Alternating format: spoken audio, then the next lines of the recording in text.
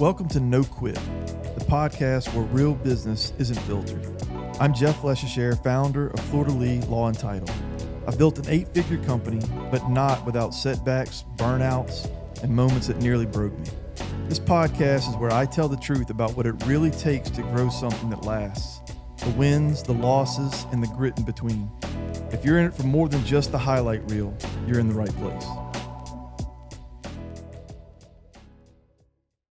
The stories shared on this podcast are based on real experiences, but details have been changed or generalized to protect client confidentiality.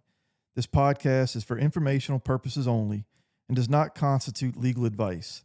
Listening to this podcast does not create an attorney-client relationship. Welcome, everybody, to another episode of the No Quit Podcast. I'm your host, Jeff Leschere. Today, I'm very excited to have Matias Rojo, of Nola Mia Pizzeria in Ponchatoula. Wonderful place. I'm sure most people have seen it or have heard about it. But give me a little bit of background on you, man. I know we've met through the years. My wife is a super loyal fan. But Awesome. Tell me a little bit about your background. Absolutely. Let me start by say that I was born and raised in Argentina. Okay. I came to the States right before Hurricane Katrina to work for the Marriott.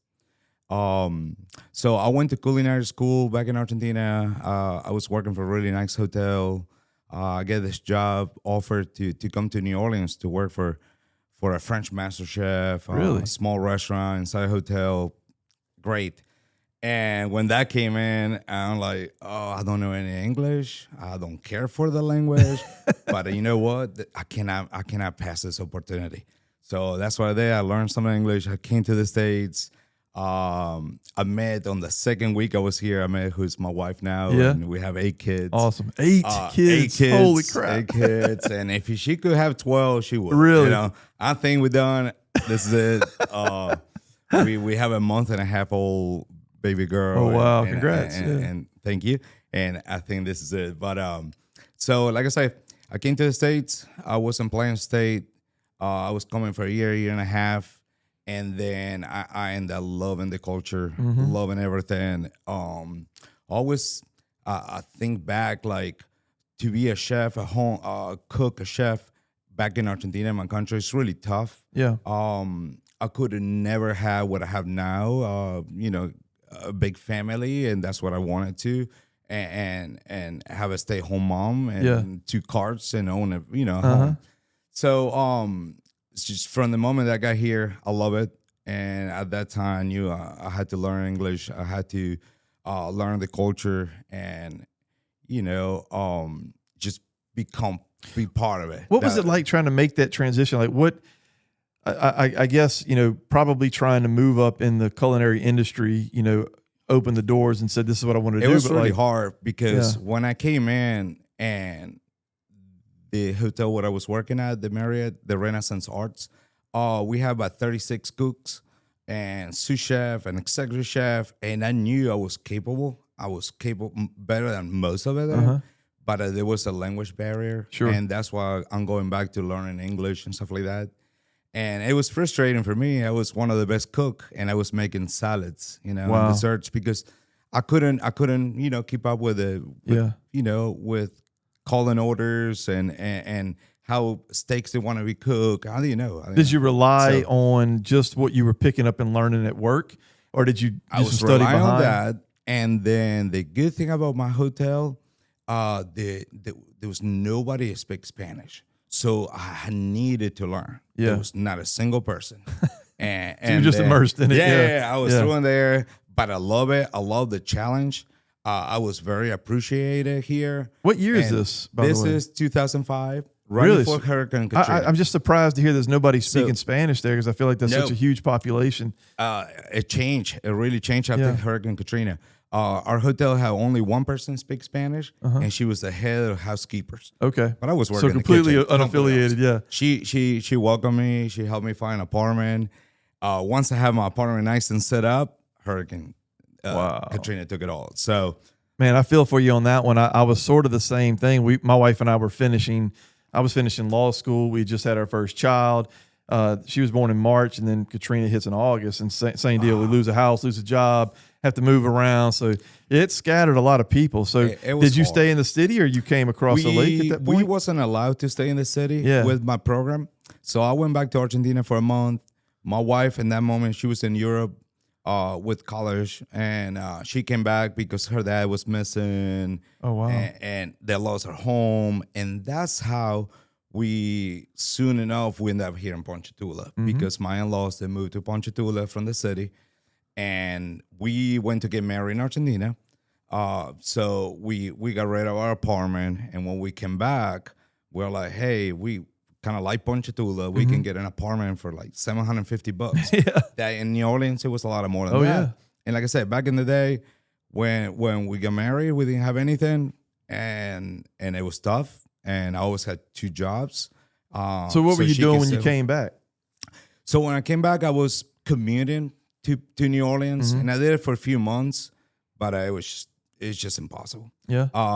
Being a chef is tough. Being on your feet all day long 2 hours. Yeah. And then 2-hour driving, working the weekends. It was just hard. You got to really love it. Huh? Yeah. So the good thing about it, in the city, I was working for another restaurant, and the owners were from the North Shore. It's called the Dakota Restaurant. Oh, yeah. Yeah. So I came over here, and I was like, I prefer to drive 30, 35 minutes. Yeah. And so I became a chef of cuisine there for 5 years.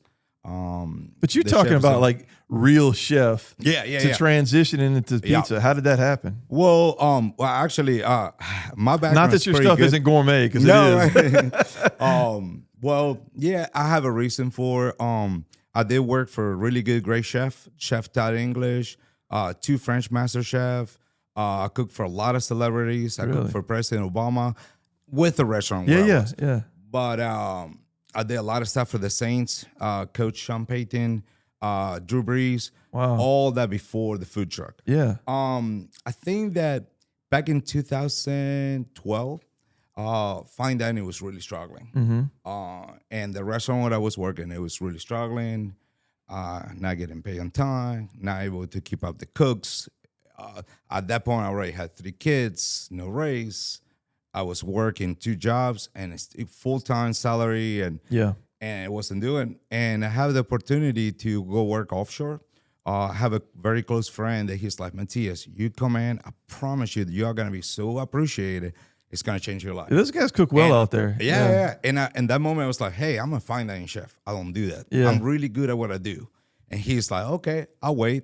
A year later, hey, can I get a job? Yeah. So I went from making like $39,000 to $76,000 overnight.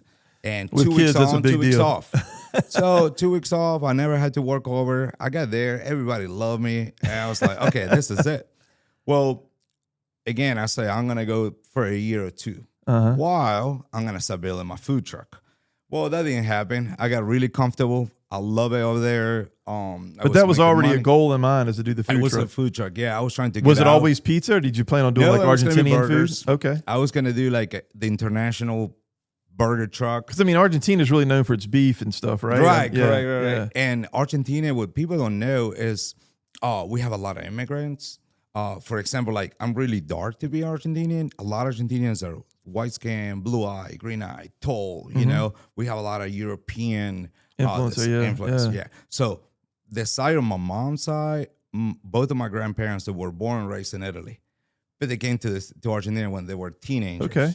Just like that, so many more families, And when I went to culinary school, the one I went, they specialized in different cuisines.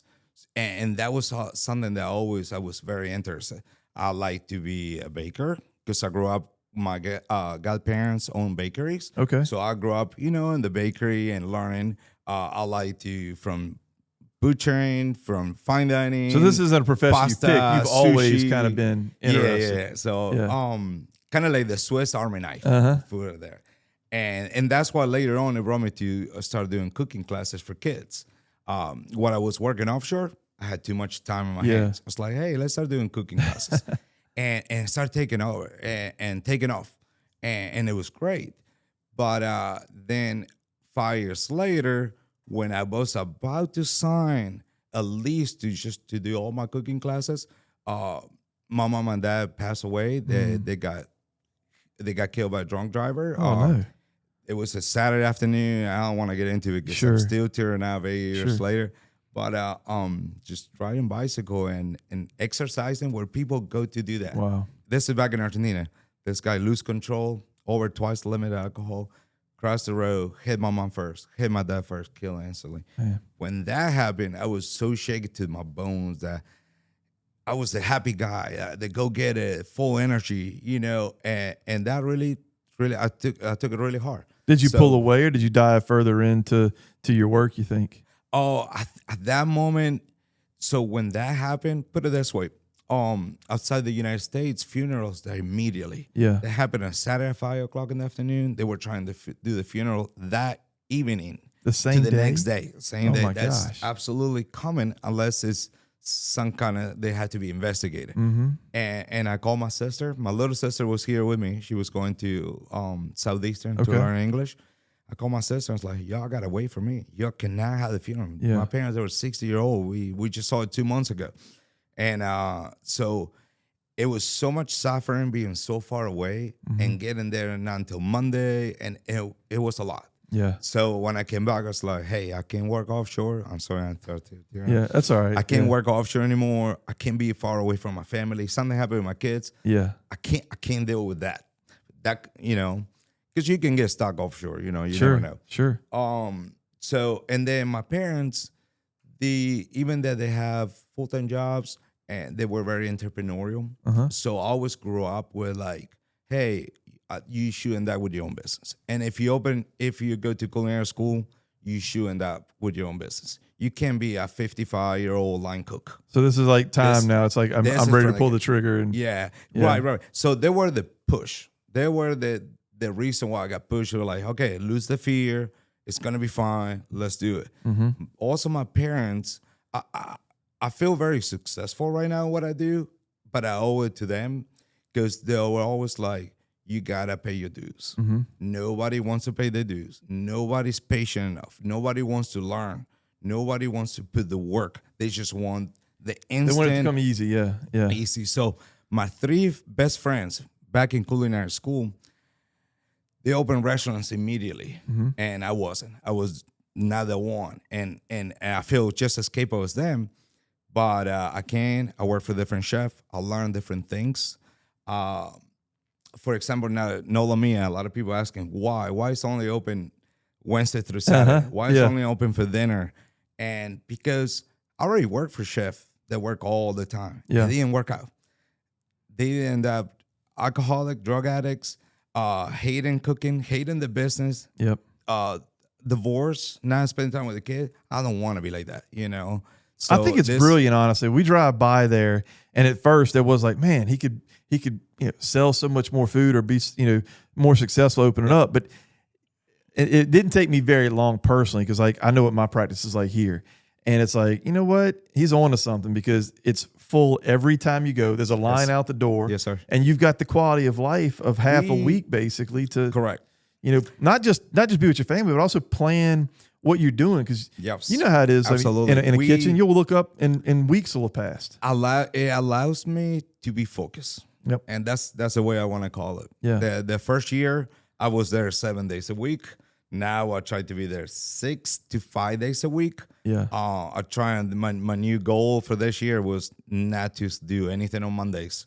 And here I am, but right. I said I'm not doing anything on Monday. Monday had to be my day, you know. Well, tell me this. That's something I want to kind of dig into a little bit. So you go from 7 days down to 5 or 6. Now you don't want to do anything on Mondays. Like, how much time and planning, or what were the keys to you being able to do that? Like, what has allowed you to take that time?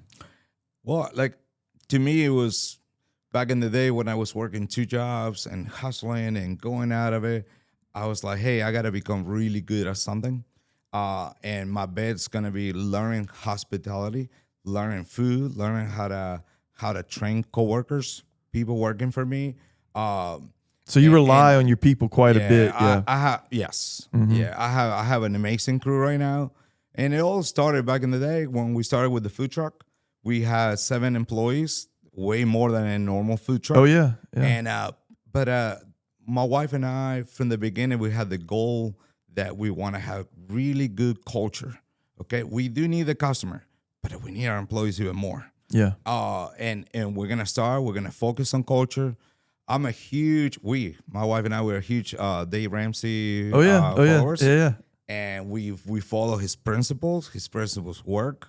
I come from a middle class family that I used to learn a lot from them, but I don't have them anymore. My wife comes from, again, middle class, hardworking family. We don't have the mom and dad that can support our hobbies. Well, I mean, I think that's what makes you sometimes successful, because you two ways of looking at it. Number one, you come from like a worker background, so you can work hard, right? But also two, like you sort of don't know when you've achieved success, right? You kind of work right through it. Yeah. Because you don't know what the level of success should look like. So like when it comes down to like how you're running this, first off, I wanted to kind of ask, I guess too, how long did you run the food truck before you decided you were going to open a restaurant? We ran it for 6 years. Okay. But the opportunity to open a pizzeria came in right after we opened. Yeah. And then 2 years later, another opportunity. I'm talking about somebody's like, hey, I really believe in Nola Mia. Let's have a business. Let me back you. And I'm like, nope. So you're patient enough to keep. Yeah, and I was burned out. I was burned out from the restaurant business. Yeah. That's 6 days a week, all day long, always on the phone, always on call. So the food truck, you ran the same kind of hours? Yeah. It was pretty much like that. I didn't know if you'd moved around, because if I passed Gabriel's and you were there, I'd get in trouble if I didn't order. Right. We always had a line. It was a beautiful thing. But again, we were focused. I was there. Every single pizza was coming out of the truck. Matias was there. And that's how I started building my crew. The main 3 people became our managers, and we, in that point, we knew that, hey, focus on quality, be fair to people, to our customers. We're really grateful for anybody who walks in and spend $1, and they're going to be treated the same way. And around here, it's going to go a long way. Well, let me ask you this too. When it comes to your people, because there's a few guys that I know that have restaurants, and some been in the industry for years and it's been generations. Others are somewhat new. But it seems like, and this probably isn't really specific to restaurants, but staffing wise, has that been an issue that you're open less days for your people, or because you're so busy on those days, they sort of look at it and say, I'm making all the money I need in these few days? Like, how does that work? It's working great. Yeah. It's working great. As long we had the mentality, I know it sounds cheesy, but we want everybody to win. Mm-hmm. We want our employees to win too. And part of it is like, if they can make all their hours on those days and they can be off and nobody bother you Sunday, Monday, Tuesday. Yeah. Or you can make all your tips and all your money because we're so busy. It is great. Yeah. And most of the people work for us that have experience. They never had that kind of experience. Yeah. They always had that working Sunday, working Monday, a split day off, whatever. Yeah. Now they know that when they come in, they work hard, and that's it. And you make your money and roll. Yeah, making money. I always feel just a really good energy before we open the door every day. Yeah. Because we are all ready excited, to go. We're ready to come in. They're not worn out and tired and overworked. Oh, it's a great ambience that I never experienced in any other restaurant. Well, it's interesting too. I didn't know your your fine dining kind of culinary background, but it makes more sense now. I often wondered when we go in there, and like the one that comes to mind is like the ricotta appetizer, right? Mm-hmm. Like that is something you created then, like you haven't seen somewhere else. Yep. Okay. I was always wondering kind of where did he get that from, but yeah. And like I said, it's a lot of experience over the past, 23 years I've been cooking. Like I said, I used to work at the bakery when I was 12 years old with my grandparents just to learn, What's your number one like kind of selling item? Or a few of your bigger sellers. So have you tried the pasta alla vodka? It's a crispy pasta. Yep. So again, that come out for like, hey, ideas I have, ideas I've seen. Can't get it anywhere else. We travel a lot. In the north, they're used to eating, having like vodka sauce, more but not around here. So I thought Yeah, the only other place I've had anything similar to that was at a place called Obstinate Daughter in Charleston, South Carolina. Okay. There's a pasta with like a vodka sauce, but yeah, never anywhere here. Yeah. And I bring it up because I'm just, I want people to be curious because, around here, we think of pizza and there's so many people that are eating, just pepperoni or just supreme, but like they might not want to venture off into these things. And we have those customers. The number one selling pizza is always going to be the meat lovers. Yeah. And followed by the pepperoni maybe. But I'm trying to bring my fine dining background and bring it to pizza. Number one, I know quality. I know the tomatoes that we use. There's nobody using that around here. They're low acidity, high sugar. There's no need to add sugars.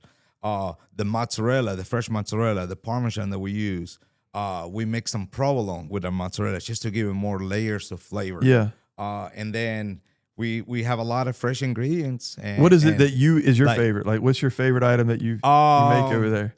I would say my favorite pizza is the last one I'm eating. I like every single pizza from anchovies to whatever. I love the muffalata pizza. Really? We do a takeoff of the muffalata sandwich. I haven't tried that yet. But to me, it's one of the best one. We take a lot of pride of the meats that we use. Yeah. That's just to elevate the pizza. The boudin pizza is I've had probably that. the most popular. Yeah, that's good. We make our boudin in house. Really? And we go through a lot of. We use for the boudin balls and for the pizza. And again, we're proud of that. You know, me and my team, we went to Scott Lafayette area. Yeah. And we did the whole boudin tour, and we criticized it all at once, and then we came back. We come out with our own recipe. And so learn everything you can, and then try to recreate it in your style, I guess. Exactly. And that's how it's been for the past 20 years. I've been going from restaurant to restaurant. Another goal that started, one of my goals was always to either not just make more money every year or every job I have, but just to go to better and better restaurants, work for better and better managers. I see what you mean. And that's what's going to bring me to have a lot of experience. Well, who designed the restaurant as well? Is that something y'all did on your own, or y'all had somebody come in and help? Or okay, so because there's a different feel to it than a regular pizza place, right? Yeah, right. Yeah. Well, the goal was to do the nicest we can. It feels fine dining. Yeah. Yeah. Even if it's just a family restaurant, even we want you to get the best you can for the. We try to keep our prices very, very fair.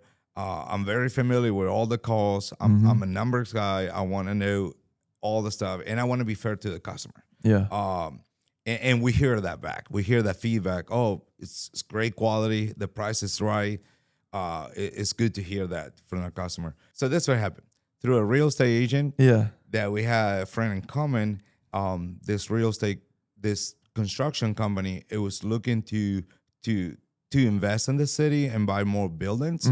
They knew that we were looking for a place, and they offered me that if you love that place, that corner that I always been looking at it, they will buy the building. They will renovate it, but my lease will double. Yeah. So, if you want it just like it was a normal lease. If they're going to renovate it for me, it will be double. I mean, it came out incredible. It's hard to. And I tell you what, it was a great deal for me. Yeah. Because nothing's for sure. We didn't know how it's going to work. Yeah. I didn't have to put my house as a collateral to get a $350,000 business loan. Yeah. So we've all been there, man. To make it work, you gotta sacrifice. I'm very opportunistic. I will wait for the opportunity. I will wait for the right opportunity, and that's what happened. All those years, I was saying no to people, and that paying off because I didn't want to have any business partner. They are now my business partner. They own the building. Yeah. They support our business, but I needed to have that control. I would agree. Your patience has definitely paid off. And I when I was a kid, that was an auto parts store.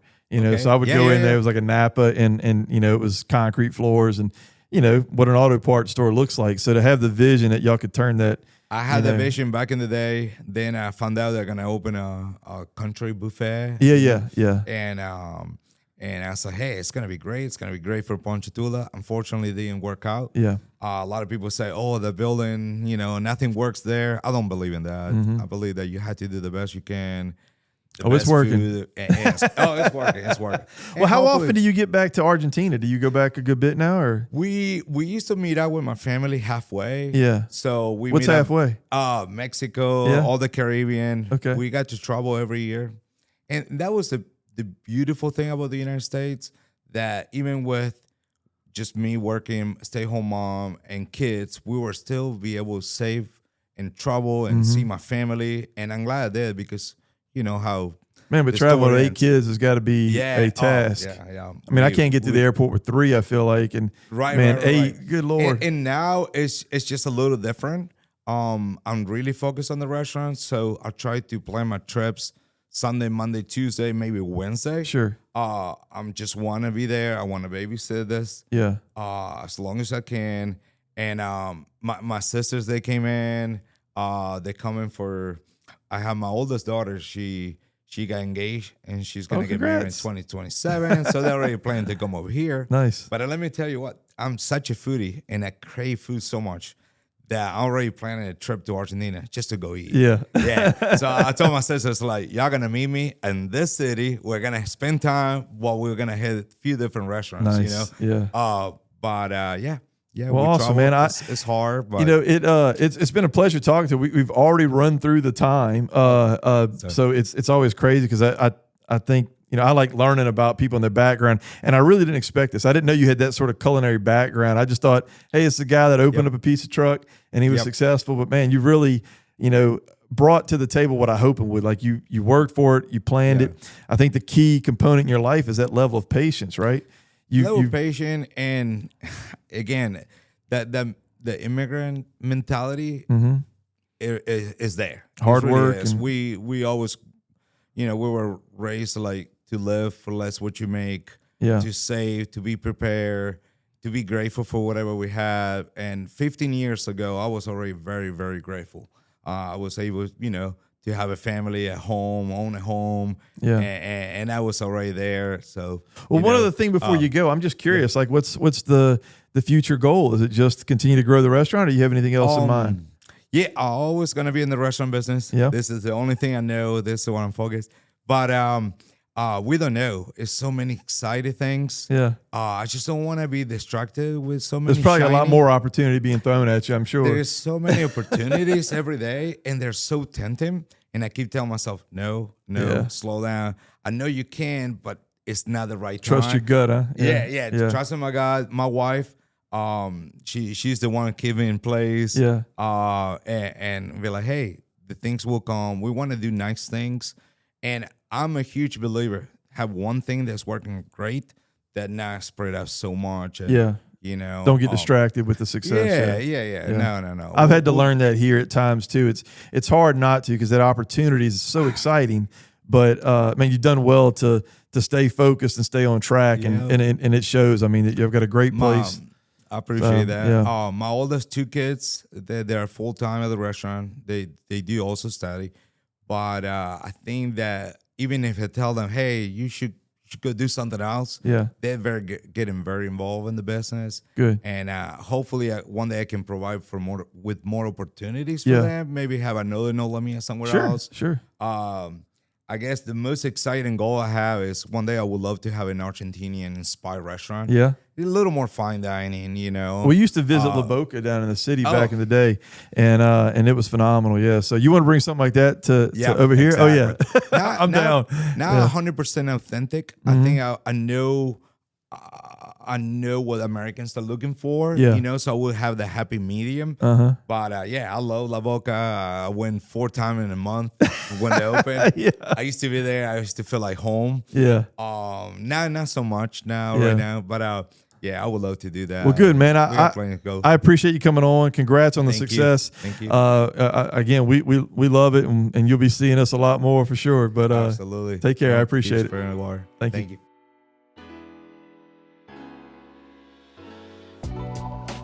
That's it for today's episode of No Quit.